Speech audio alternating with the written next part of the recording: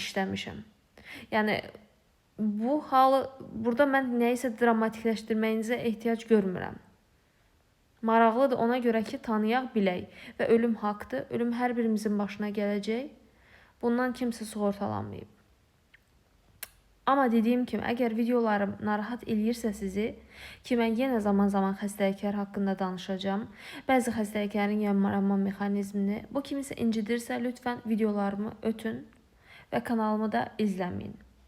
Yox, əgər digər tərəfdən sizin də mənim kimi marağınız varsa, insanın bədənini kəşf eləməyə, xəstəlikləri öyrənməyə, ona görə öyrənək ki, xəstəlikləri bəlkə hardasa öz üstümüzə düşən qədər onların qarşısını ala bilərik.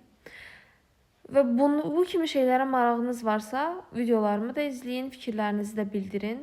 Amma dediyim kimi, dünən danışdığım hadisə şərt deyil ki, hər kəsin başına gəlsin. Və yenə kimsə ağır xəstə halda olduğu zaman birdən-birə vəziyyəti yaxşılaşırsa, bu da yenə o demək deyil ki, onun ölümü yaxınlaşır. Bir insanın ölümünün nə zaman gələcəyini heç birimiz bilə bilmərik. Mən sadəcə tibbdə tez-tez görülən bir hadisə haqqında danışdım. Və sadəcə insanları mənə maraqlı gəldiyi üçün düşündüm ki, bəzi insanlar da maraqlı gələ bilər, paylaşmaq istədim və yetəri qədər insan da öz təcrübəsini bölüşdü və yetəri qədər kommentləri də baxsaz görərsiniz ki, nə qədər insan bunu yaşayıb.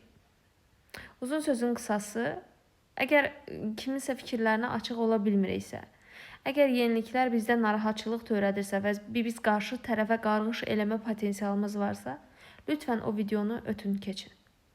Və pis bir şey yazmağınıza ehtiyac yoxdur. Yox, əgər marağınız varsa, o zaman birlikdə insanı kəşf eləməyə bu yola çıxaq.